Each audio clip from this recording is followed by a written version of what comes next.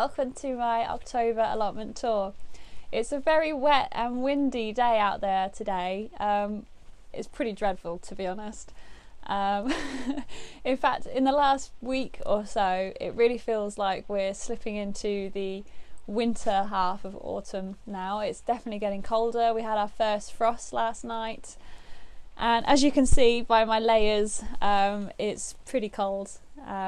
But it's been a good month. I've tidied up the plot a little bit, started getting it ready for some jobs that I've got ahead. So pulling out all the old crops and sorting out the compost bin. And I also had a bit of a panic the other night because we had our first frost in the polytunnel. So I cleared out all of the tomatoes and the chilies. I left the plants, but I've taken out all the fruits. And I've got such a big truck to show you of food. I actually have a bit of a giveaway planned, so stay tuned for that in this video. But yeah, oh, it's so cold. I also pressed some apple juice this month.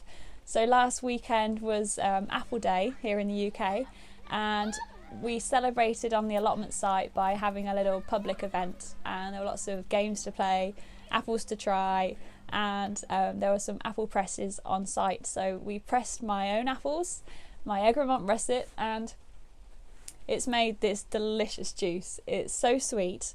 I'm not going to drink some right now because I've got a tea on the go, but if you have an Egremont russet tree, you've got to try making juice because it's really good. So I've frozen a few batches of that, and I've still got more apples to go through. It's the great time of the year. I love autumn foods, as you can see. My display. Thought I'd get a bit autumnal in here. But yeah, I've actually got quite a few jobs to crack on with today. So I think as we go around the plot, I'll do some of those with you and show you how I do it. I've got tulips to plant, some garlic to go in, and some green manure as well. That needs sowing. But the weather is against me today, so I'm not sure how much I'll get done. But let's get on with it. So let's brave the rain, and I'll show you the plot in October, and I'll see if I can get some of these jobs done as well. I'm actually going to put my hat on because it's that cold, and my fingertips are pretty cold right now too.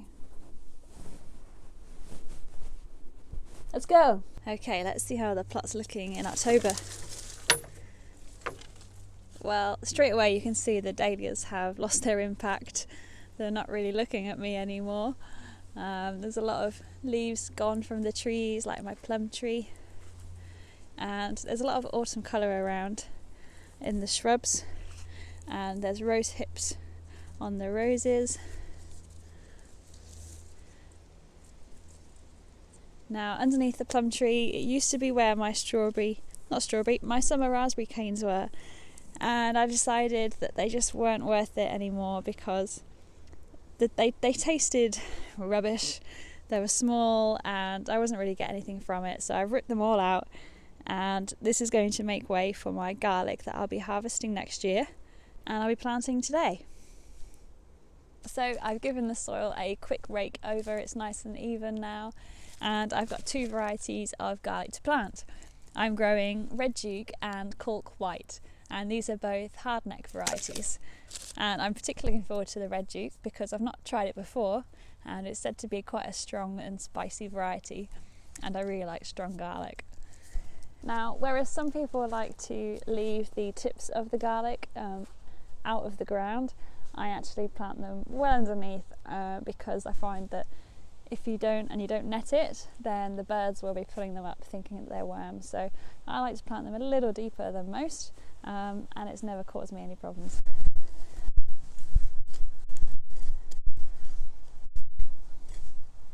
So I'm just going to pop that down into this hole here I've already made, and the roots will come out of the flat end there. And these actually like to be planted at this time of year because the frost will help split the clove into multiple new cloves to form the garlic bulb. So I'm going to crack on and get the rest of these bulbs in.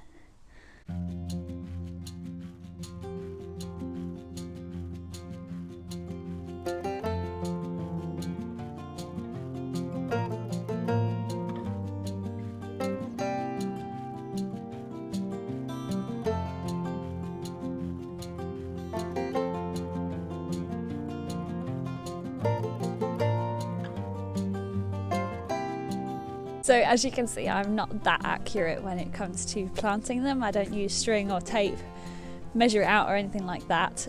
So essentially I'm planting it about that deep and about 6 inches apart, and that will give it enough growing space. Just make sure you don't compress the soil like I did on my first row, because I forgot to put bricks under the plank and nobody wants compressed soil. So let's move on to the rest of the plot. The strawberry cages, I have actually gone into this one and taken out most of the weeds.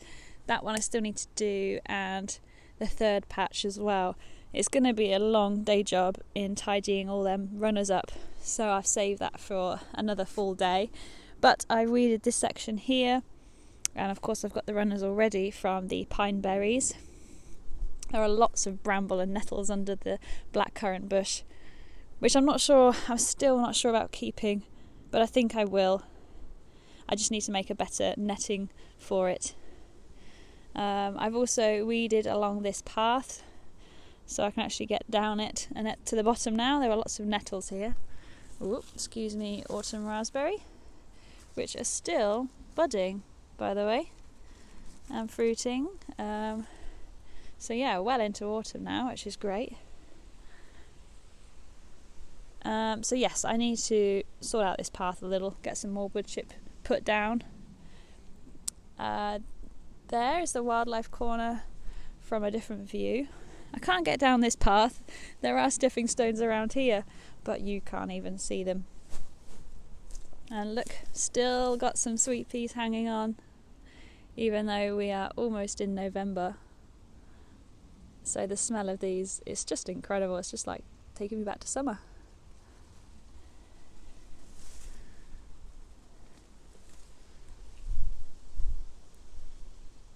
Now back at the top, the rhubarb, yeah, that's all yellowing and dying back now. You have to leave the leaves so that the goodness and all the energy goes back into the plant.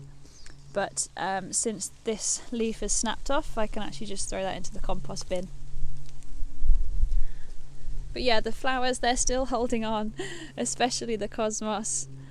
I've been saving a lot of the seeds from the seed heads, but it's been so windy recently and they've taken a bit of a battering down in the wildlife corner. You can see I tried to prop it up, but it didn't work. At the back I've actually moved a buddleia. It's just about here, but I've cut it back right there, can you see? So that'll be in a better position for next year, because the butterflies, they really love buddleia. And I've also put some bird feeders up in the hawthorn tree so that I can watch them from my shed, especially come winter. That'll be nice.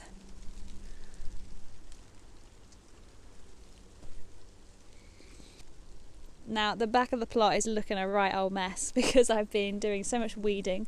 I've got a lot of rubbish to take to the tip, and I'm going to get this all tidied up over winter. That big pile there, well, behind it will be the woodland area, but I need to bonfire all of this, and obviously it's important to make sure that you move your pile before burning it in case there are any hedgehogs underneath. Now the compost bin, I've actually turned that recently, topped it with some what's it called? Sawdust, that's it. And then I put all of the green waste from the courgette plants and the squash plants as well, chop them all up so that it breaks down a bit quicker. But I definitely need to build 1 or 2 more of these bins for next year so that I've got a better system going. But yeah, all this mess will be tidied up hopefully by the end of winter. So the carrot bed, or what was the carrot bed, I'm actually going to fill this with some tulip bulbs. It's really starting to come down with rain now, but I'm going to crack on and get them in anyway because it's a good time of year to get them in. Now we're going into November, which is actually the best time to plant your tulip bulbs because they're less liable to catch this certain disease, which I can't remember the name of, but I'll try and find out. Now the variety that I'm growing is actually called, well, there's 2 in each bag, and it's called Foxtrot and Ronaldo. So there's a nice burgundy reddish colour as well as a nice light pink. So I think they'll go really well together, and they're going to really like the sandy, soily mix that I've got in this planter here. Wow. Okay, I'm gonna quickly get these in. I should have brought my waterproof in hindsight, but I didn't think it was going to be this wet today. I'm going to space them apart as much as they go across. So, I mean, with tulips you can get away with about 12-15 centimetres maybe. So I'm just going to spread them out and see how far the rows of 10 go across on my bed.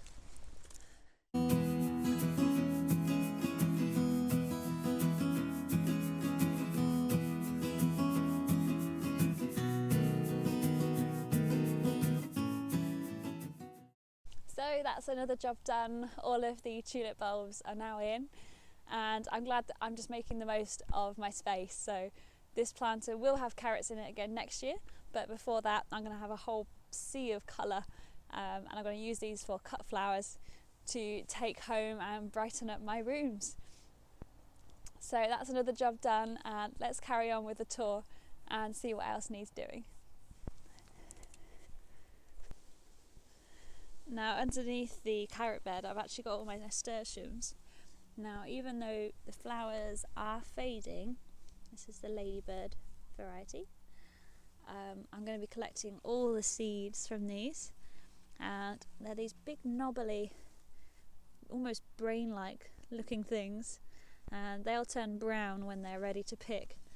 So I'll be saving the seed to grow these again next year. And there are lots of recipes available where you can use these leaves as like a pesto, and a lot of my Instagram friends are actually doing that at the moment, so I might have to give that a try because I've never made a pesto with them before. But I've still got some more beetroot to harvest. The basil has gone to seed, so has some of this lettuce. I've taken out the courgette plant that's in the compost bin. And my beans, these are still going. These are my Belotti beans, and they look fab, don't they? I love that colour. So I'm just hoping that the frost stays away so that I can harvest these and use the big chunky colourful beans inside in all those casseroles over winter. Now behind it, the cobra beans, they're almost done now. I've harvested loads. These ones I'm probably just going to save the seeds from to grow if I want to grow them next year. I've probably got enough in the freezer to keep me going for 3 years. So yeah, that one's looking a bit empty. It's mostly just waiting on the Belotti beans now to fatten up. Now down in the Peak District corner, still looking very vibrant with the greens, and the red heuchera is down there.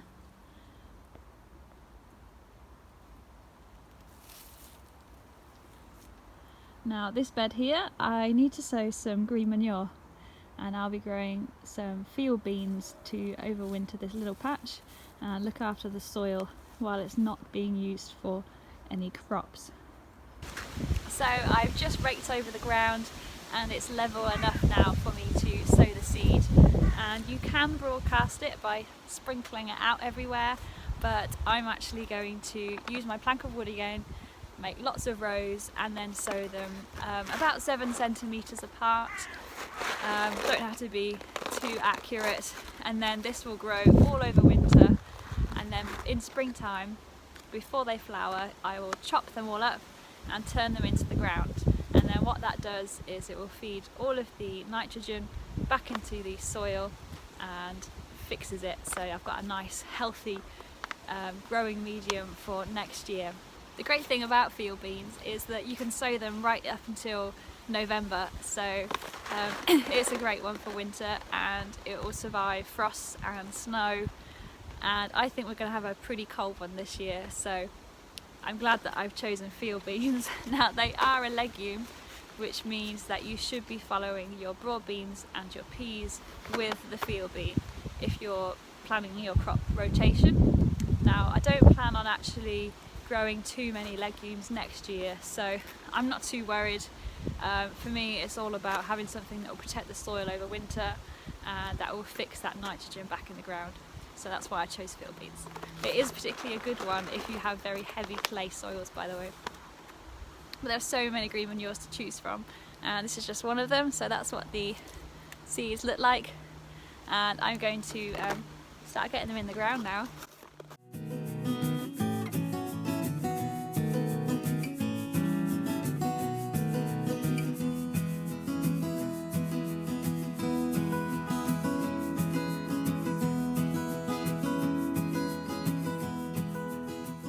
So all the field beans are now in, and I've just given it another little rake over the top, so hopefully they'll be popping up in the next couple of weeks.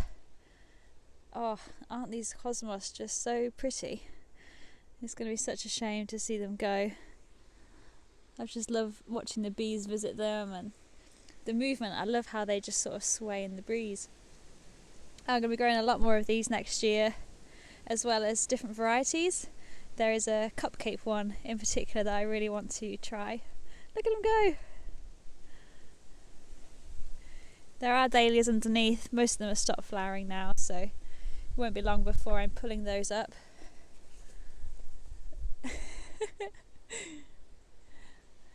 This bed is almost ready for the green manure, but first I'm actually going to make a new path running down there, so all that soil will actually come onto the bed before I sow more of the field beans in this area. And also, yeah, I need to move these. I might take them to work and try growing them in the walled kitchen garden. They might fare better over there. The winter veg patch, the curly kale looks great, but I can't remember if I mentioned it in my other video. I don't actually eat it. I thought it was broccoli when I picked it up from a seed or plant swap. So again, I might take these to work, because although they look great, I'm not actually going to eat it. So what's the point when somebody else could? You know what I mean? I did actually do some weeding in here, but you can't really tell. Now that we've actually had a frost, you know what? I might harvest one of these parsnips. Let me grab my trowel. So when you're growing parsnips, the best time to harvest them is actually after you've had a frost, and the reason being that the frost actually makes them sweeter. I'm not sure of the science behind it, but they bring out that sweetness that parsnips have, and since it froze last night, I'm going to pull one out and see how it looks, and this will be the first one that I've pulled this year, so let's just see how it goes. So I've got my trowel right next to this one, and it looks like it's quite some size from the top, but that doesn't mean to say it'll fare well underneath. And parsnips actually are susceptible to carrot fly as well, so they could be a bit damaged, they could be very forked, but I have no idea. Let's see. Now this one's actually looking like one of the best parsnips that I've ever grown, because I haven't had much luck with these. Whoa, it's so big! Oh wow, I am so impressed with that. That is a good parsnip. Alright, so I need to get it scrubbed up a little bit, but just look at it, it's massive. I'm so chuffed. Now, you know what, even if this is the only one I harvest, I don't care, because this is the best parsnip I think I've ever grown. So looking up to the other end of the plot are the dahlias, and they're still hanging on, they're still flowering, albeit a lot smaller than before. They're looking pretty sad because of the wind damage, but you know what, after the frost we had last night, I'm quite surprised that they're not black and they're still in bloom. And look at that Pen Hill watermelon at the back. That's a big one. So, yep, I will be lifting them as I mentioned before. I'll try and cover that in a video, but I'm not the expert, so please don't follow me. I'm just going to be showing you what I do. And that's if I get time. I'll try my best. But yeah, they're still going, still going. My succulents. Now, I can't remember if I need to bring these in. think the type that they are can withstand frost, but I will probably move them into the polytunnel just to be safe over winter in case we get any snow, because I'm not sure if they'd survive. But they're definitely slipping off the mound. They're definitely growing. You know, they've multiplied quite a bit since I put them in. So yeah, I was pretty chuffed with that. I know for a fact it's a little bit of a mess in here, so you'll have to forgive me. Yep, all the plants are still here. Close the door. So as you can see, the plants are pretty yellowed now, and my thermometer reading says that last night it dropped to 0.7 degrees C. So that's almost -1 really, and I'm not sure if the tomatoes and chilies would have really liked it. And because it's so cold and the days are much darker, I decided just to harvest them all and ripen any more at home, and if not, just enjoy them as they are. So let me show you just how many I harvested yesterday. Are you ready for this? Oh, here we are. This massive truck is all of what I harvested yesterday. So in here we've got a mixture of the Romanto peppers.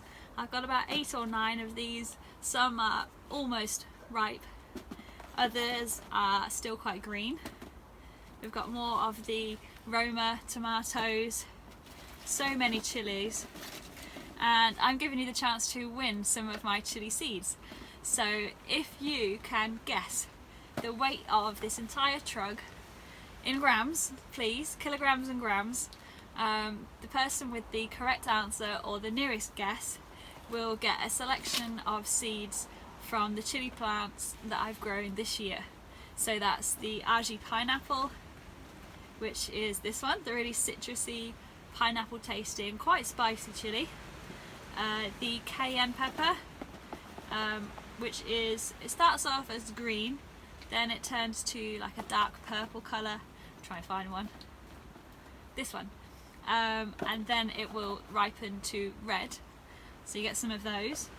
And also the Yellow Delight. Now these are quite a mild chili, in fact almost like a sweet pepper, so they're a good one if you don't like the heat too much. Pop your answer in a comment and I will announce the winner in my next video, or next month's tour should I say. So yeah, make sure you have a go. Now as you can see, there's a lot in it. Oh, it's pretty heavy.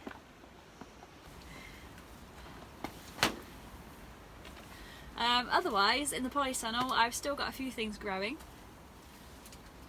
Just the other day I potted up some lettuce seedlings, and stupidly I thought these were a winter variety, but they're not, so that might not last very long, but we'll see. And I've also still got some beetroot here right at the back, and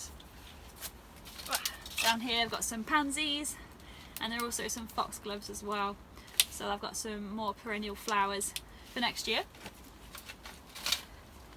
But I mean, I keep getting stuck on this plant. On the whole, this year has been amazing for the polytunnel. You know, because we've had such a hot summer, these plants that love that climate, they've just absolutely thrived. So I'm not sure if I'm going to get a year quite as good as this again. I mean, that truck there, I've had so much like that throughout the whole season, as you've seen. So yeah, it's a shame that, you know, all of this has come to an end now, but it does give me a bit of a rest over winter. I have decided to take 2 of my chili plants home, and I'm going to try overwintering them. So that means that rather than starting them from seed, which was quite tricky with this variety, it's the Indian Jawala chili, the really thin one that I nibbled on in that video, if you remember. Yeah, they were quite hard to germinate, so I've got 2 plants that I'm going to save and try overwintering them. So essentially, from what I've read up on and from the advice I've been given, you repot it into a smaller pot, you cut it back and leave it in a frost-free, cool place over winter, and then come March time, if you give it a bit of nice compost again, start watering it slowly, it should hopefully burst back into life. So fingers crossed it'll work. If not, I'll be saving the seeds anyway. It just might be a bit tricky again to get them to germinate. So yeah, that's it for the polytunnel. In the next few weeks I'll be gutting it out, so taking out all the plants, and I'll be using the tubs that the chili plants were in to store my Dahlia tubers, I think. So yeah, this place will look pretty empty by next month, but I do have seedlings on the go, so hopefully there'll still be things growing that I'll be able to harvest, like the lettuce, hopefully, throughout winter. So yeah, I'm really pleased. It's been a great year for the polytunnel.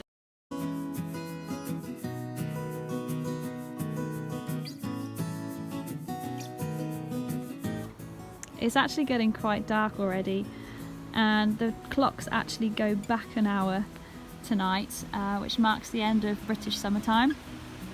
So I won't be able to visit the allotment so much after work because it will be dark by about 5 o'clock, which is a real shame, but it just marks the end of the growing year.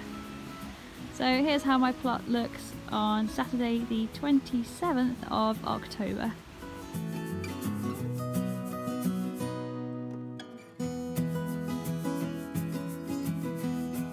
Oh, it's nice to come back in here as out the wind.